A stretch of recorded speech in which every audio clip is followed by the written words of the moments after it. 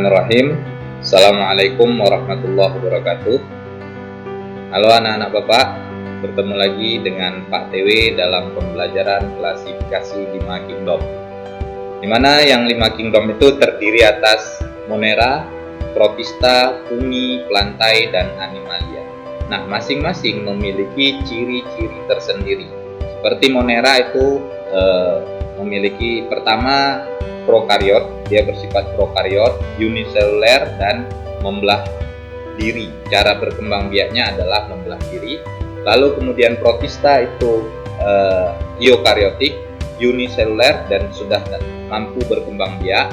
Kemudian Fungi juga bersifat eukariotik. Kemudian ada yang uniseluler, juga banyak yang multiseluler. Kemudian bersifat saprofit dan parasit, heterotrof, diantaranya seperti jamur dan ragi.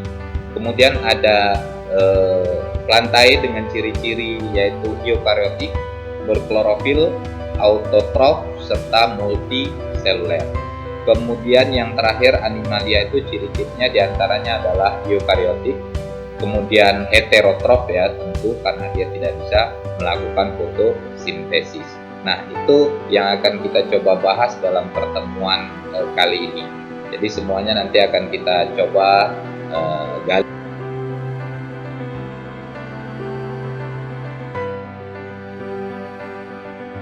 Ya. Nah, pertama kita akan coba bahas Kingdom Monera terlebih dahulu, di mana Monera ini memiliki ciri-ciri. Yang pertama adalah selnya bersifat prokariotik, lalu kemudian bersel satu dan berkembang biak dengan cara membelah diri. Jadi prokariotik itu artinya dia tidak memiliki lapisan membrannya, intinya itu tidak punya membran, tidak punya lapisan. Kalau uniseluler itu artinya bersel satu. Jadi makhluk hidup yang tergolong ke dalam Monera ini hanya terdiri dari satu sel saja tubuhnya. Nah, seperti bakteri Mycobacterium tuberculosis, ini penyebab penyakit TBC. Lalu kemudian ada alga hijau biru, ya. Ini contoh daripada Kingdom Monera. Kemudian Kingdom Protista itu memiliki ciri-ciri selnya sudah bersifat eukariotik, lalu kemudian bersel tunggal, dan sudah mampu berkembang biak. Nah, jadi contoh daripada Protista itu bisa kita lihat. Nah, ini amuba ya. Jadi amuba itu tergolong ke dalam Protista. Kemudian ada Paramecium seperti ini. Ya, ini juga contoh daripada Protista. Nah, kita lihat sekarang perbedaan antara sel eukariotik dan sel prokariotik. Karena dari kelima kingdom itu yang bersifat prokariotik itu hanya Monera, selebihnya adalah Protista. Jadi mudah diingat. Yang pertama itu Monera, dia bersifat prokariotik, tidak memiliki membran inti. Selebihnya memiliki membran inti atau eukariotik. Nah, perbedaan kedua sel ini, yang pertama dari ukuran, prokariotik itu selalu memiliki ukuran yang lebih kecil dibanding sel eukariotik. Kemudian tadi sudah Bapak sampaikan bahwa prokariotik itu tidak memiliki membran inti, sedangkan yang eukariotik sudah memiliki membran inti. Lalu kemudian prokariotik itu memiliki dinding sel, sedangkan yang eukariotik itu ada yang tidak memiliki dinding sel, contohnya pada tumbuhan. Kemudian DNA-nya berbentuk sirkular kalau pada prokariotik, sedangkan pada Protista itu atau pada sel eukariotik pada umumnya itu DNA-nya sudah berada di dalam nukleus. Nah, kemudian struktur tubuh daripada struktur sel prokariotik ini sangat sederhana. Ya, tidak memiliki banyak organel seperti sel yang ada pada eukariotik. Oke. Nah, itu beberapa perbedaan antara sel prokariotik dan sel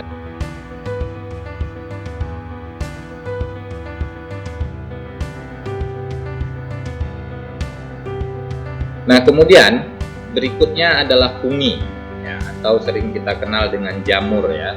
Jadi kerajaan fungi atau jamur. Nah, Bapak yakin kamu pernah lihat kondisi seperti ini. Nah, gambar yang pertama tadi itu adalah gambar roti yang kalau kelamaan kita simpan, dia akan di kulitnya itu akan muncul bintik-bintik berwarna hitam. Ya, begitu juga dengan nasi. Ya, nasi yang kita biarkan saja itu akan muncul warna seperti warna oranye gitu ya. Nah, itu adalah tumbuh jamur ya. Jadi makanan seperti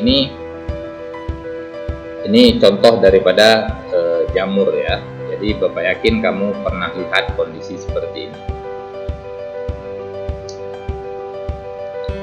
Nah, kita lihat ciri-ciri daripada jamur. Yang pertama, tidak berklorofil, ya. Kemudian saprofit dan parasit, hidup di tempat lembab, berkembang biak dengan spora, tidak memiliki akar, batang, dan daun, serta terdiri atas benang-benang halus yang disebut dengan hifa.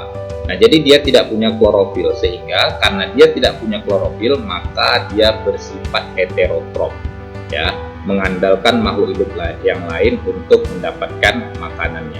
Kemudian biasanya cara mendapatkan makanannya itu adalah saprofit dan parasit, ya, memanfaatkan makhluk hidup yang lain. Kemudian hidup di tempat yang lembab. Biasa di tempat yang lembab ini akan muncul yang namanya jamur ya. Jadi rumah kita terutama, ya, kita hindari kondisi-kondisi yang lembab supaya dinding-dindingnya itu tidak bermunculan jamur. Kemudian berkembang biak dengan spora. Dia punya spora untuk alat perkembangbiakannya. Lalu kemudian tidak memiliki akar, batang, dan daun yang jelas, serta tubuhnya itu terdiri atas benang-benang halus ya. Benang-benang halus itu disebut dengan hifa.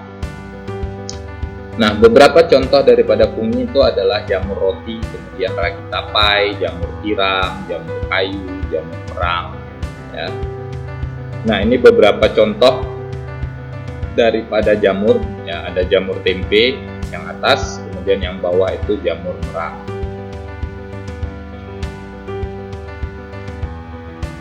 Nah, kemudian kingdom fungi ini ya terbagi menjadi 6 divisi. Ya, 6 divisi. Oke.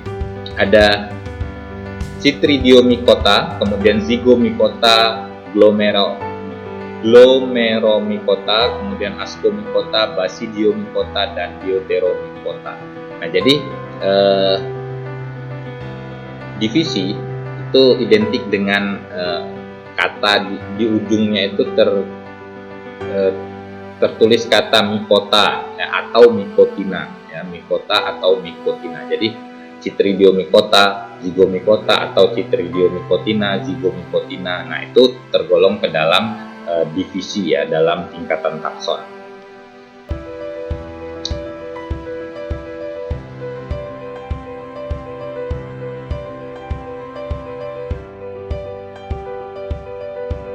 Oke.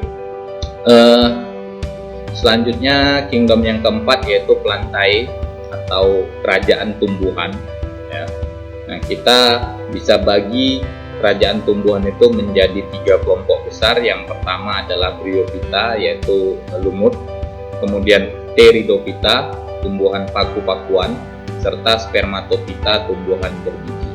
Nah, lumut itu diantaranya ada lumut hati, lumut daun, dan lumut tandu. Itu gambar daripada lumut daunnya, lumut daun. Kemudian kalau Pteridophyta itu ada paku purba namanya, ada paku kawat, paku ekor kuda, kemudian paku sejati. Nah, ini contoh paku sejati ya.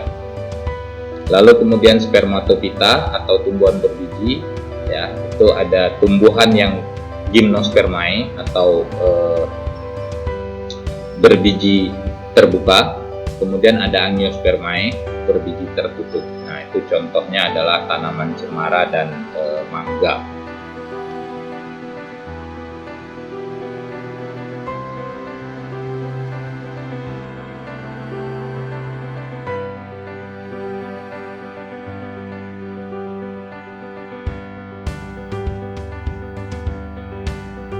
Nah, Nah, yang pertama kita akan bahas dari 3 kelompok daripada tumbuhan tadi. Yang pertama adalah tumbuhan lumut dan tumbuhan paku ya. Tumbuhan lumut dan tumbuhan paku ini kita gabung saja pembahasannya. Tumbuhan lumut dan tumbuhan paku adalah tumbuhan yang memiliki spora serta berkembang biak dengan cara vegetatif dan generatif. Nah, jadi dia memiliki satu ciri yang sangat khas. Cara perkembangbiakannya itu adalah metagenesis, pergiliran antara perkembangbiakan secara vegetatif dan perkembangbiakan secara generatif. Kemudian tumbuhan ini mempunyai klorofil sehingga mampu berfotosintesis dan tempat hidupnya di tempat yang lembab. Nah, tumbuhan ini tumbuhan tidak berpembuluh ya. Lumut dan paku itu tumbuhan tidak berpembuluh, artinya dia tidak memiliki berkas pengangkut seperti pada tumbuhan yang lainnya, yaitu ada xilem dan phloem. Kalau pada tumbuhan lumut dan tumbuhan paku itu tidak ada. Ini contoh gambar daripada lumut. Jadi struktur tubuh lumut itu seperti ini ya, terdiri atas bagian sporofit yaitu bagian yang menghasilkan spora, dan gametofit ya, bagian yang menghasilkan gamet. Sel gamet itu sel yang berguna atau berfungsi untuk reproduksi ya. Nah, kemudian yang berikutnya kita lihat tumbuhan paku. Nah, ini contoh struktur tumbuhan paku seperti ini. Tumbuhan paku pun sama, yaitu sporofit dan gametofit. Jadi dengan sporofit dia melakukan perkembangbiakan secara vegetatif, dengan gametofit dia melakukan perkembangbiakan secara generatif. Jadi bergilir antara gametofit dan sporofit. Jadi siklus hidupnya itu bergilir ya, maka disebut dengan metagenesis.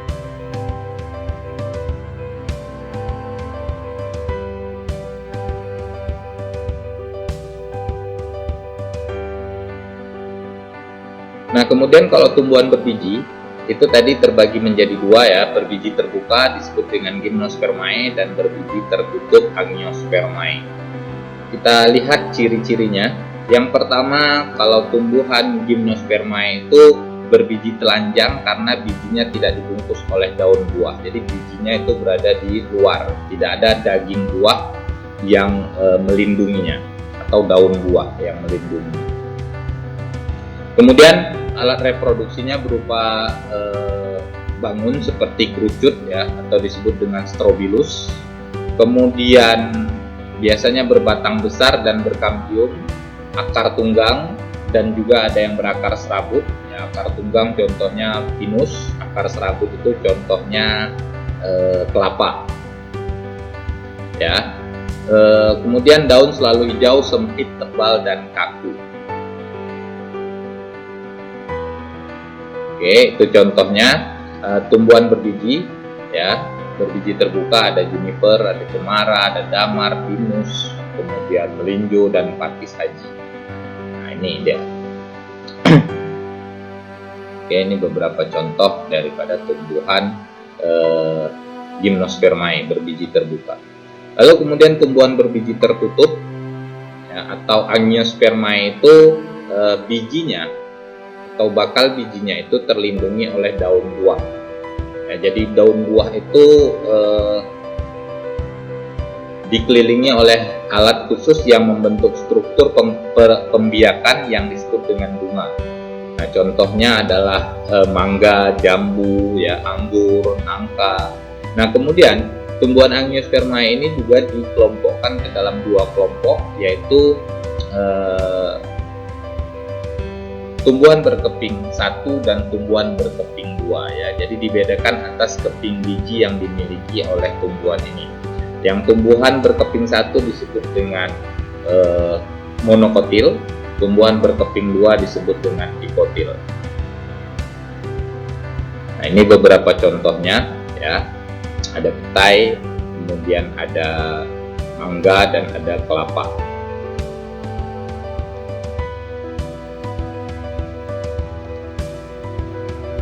Nah, sekarang kita lihat perbedaan antara tumbuhan dikotil dan tumbuhan monokotil. Pertama dari akar ya. Tumbuhan monokotil itu berakar serabut, sedangkan dikotil akarnya akar tunggang. Lalu kemudian batangnya, kalau pada tumbuhan monokotil biasanya letak daripada pembuluh angkutnya itu menyebar ya, tidak teratur seperti pada tumbuhan dikotil yang berada di bagian tengah di seputaran kambium. Kemudian kalau daunnya ya, biasanya tumbuhan monokotil itu daunnya panjang-panjang ya, daun panjang-panjang seperti padi ya, seperti daun pandan.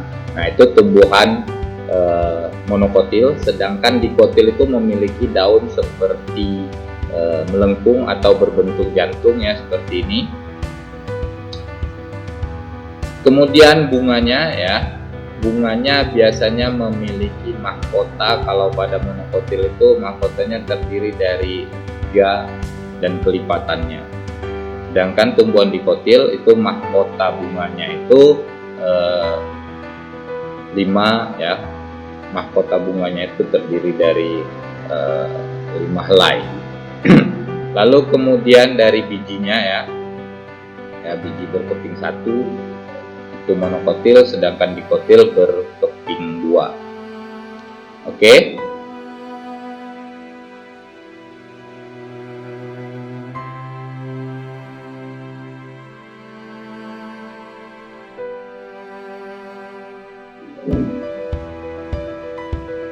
Nah, kemudian kingdom yang terakhir adalah kingdom Animalia ya, kerajaan hewan. Nah, kerajaan hewan itu pertama kita kelompokkan dulu menjadi 2 kelompok, yaitu bertulang belakang dan tidak bertulang belakang. Kamu bisa lihat contohnya masing-masing di sini ya. Hewan yang tidak bertulang belakang itu seperti belalang, piting, kelabang. Sedangkan yang memiliki tulang belakang itu seperti ikan ya, kemudian reptil, mamalia. Nah, itu golongan daripada vertebrata atau bertulang belakang. Nah, sekarang kita lihat tulang belakang, invertebrata, hewan yang tidak bertulang belakang itu terdiri atas 8 filum. Ya, yang pertama tadi Porifera, ya, kemudian ada Coelenterata, lalu kemudian ada Platelmintes, ini contohnya itu cacing pipih. Kemudian ada Nematelmintes, cacing gilik. Ya, lalu kemudian ada Annelida, ya, cacing tanah. Sering mungkin kita lihat ya, cacing tanah. Kemudian ada Mollusca ya, hewan bertubuh lunak seperti bekicot seperti ini. Kemudian ada Arthropoda ya, termasuk lipan, kalajengking di dalamnya ya, udang juga di situ ya. Kemudian ada Echinodermata ya, ini contohnya bintang laut. Sedangkan hewan bertulang belakang dibagi dalam 5 kelompok, yaitu Pisces, kelompok ikan, kemudian amfibi, ya itu seperti katak. Kemudian yang ketiga ada reptil, ya reptil itu seperti kadal, buaya, ya itu tergolong ke dalam reptil. Kemudian yang keempat itu ada apes, unggas, ya ayam-ayaman, burung. Kemudian yang terakhir ada mamalia seperti harimau, gajah, kemudian lembu, kambing, itu tergolong ke dalam mamalia. Nah, ini pembagian daripada kerajaan Animalia.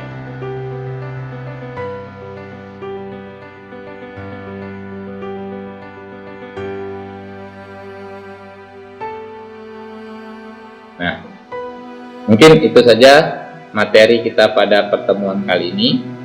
Ya, kita bertemu pada materi-materi selanjutnya. Terima kasih. Assalamualaikum warahmatullahi wabarakatuh.